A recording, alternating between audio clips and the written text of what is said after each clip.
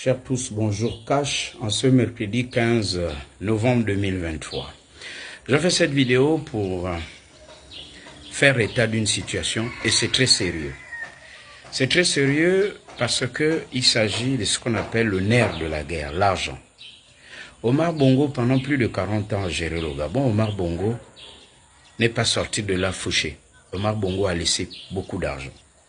Lorsqu'Ali Bongo arrive, Ali Bongo cherche à récupérer cet argent. Il y a aussi d'autres membres de sa famille qui ont cet argent. Malheureusement, le Gabon n'est pas développé. Le Gabon n'est pas sorti des difficultés. Nous, les Gabonais, avec.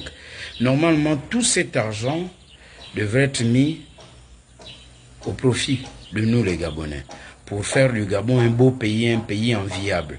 Car, ne l'oublions pas, dans les années 80, le Gabon, je parle des années que j'ai connues, le Gabon était enviable. On avait initié des choses que d'autres pays n'avaient pas initiées.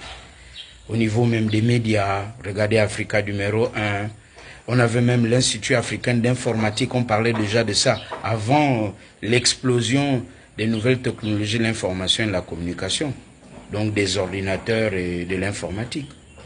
On était en avance. Regardez la Cité de la démocratie, le sommet de l'OUA, et même sur le plan diplomatique, les bourses, l'école, les voyages, les BST, le traitement des fonctionnaires, bref.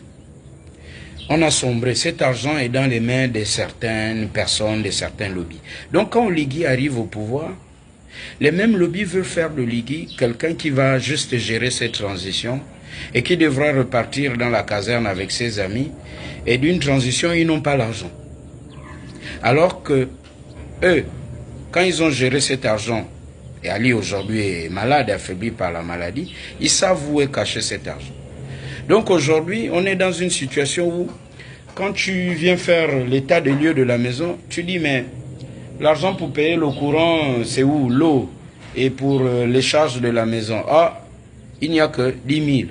Mais alors que Oligui, qui était à côté d'Omar Bongo, il voyait les entrées et les sorties, il a une idée de ce qui se passait. Il a vu aussi Ali fonctionner. Il sait qu'il n'y a pas que 10 000, il y a, je prends un exemple, 1 million. Donc, les 999 000 là sont où? C'est le jeu auquel jouent certains. Donc, ils sont prêts à plomber la transition. Ils sont prêts à plomber la transition pour que très rapidement ils récupèrent ce qu'ils considèrent comme leur pouvoir, leurs choses. Et nous, les Gabonais, la majorité, qui souffrons, qui voulons d'un nouveau Gabon, on va les accompagner, comme on dit communément chez nous. Ils vont reconstituer leur réseau, leur clan, ça va être toujours les mêmes. Et on va toujours se retrouver dans un pays qui est mal construit, un pays sous-développé. Lorsque les militaires disent chaque fois notre essor vers la félicité, et moi j'ajoute Cash, ils ont mal aux oreilles.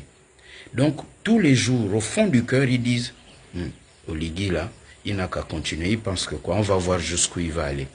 Mais quand ils font ça Oligui, en fait c'est nous qui les attaquons. Ils ont caché l'argent.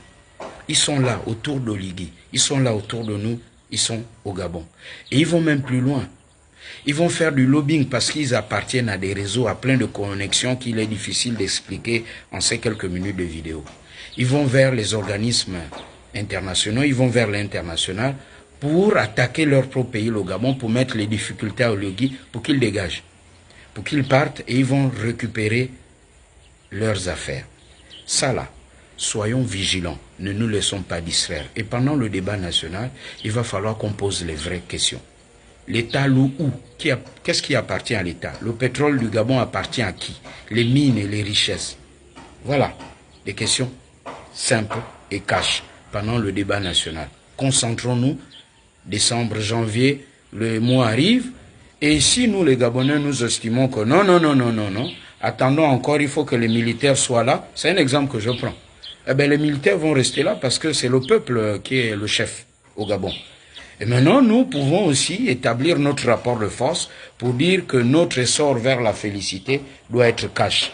Ceux qui ont gardé l'argent d'Omar et même d'Ali, ils sont là et ils ne veulent pas jouer franc jeu. Et ce sont eux qui font tout pour saboter la transition. Mais ils le font pour que nous ne soyons pas heureux. Et là, comme c'est un problème de survie, nous devons nous défendre. avec les moyens légaux pour dire notre sort cache vers la félicité. Je vous souhaite une très bonne journée et réfléchissez à ce que je vous ai dit.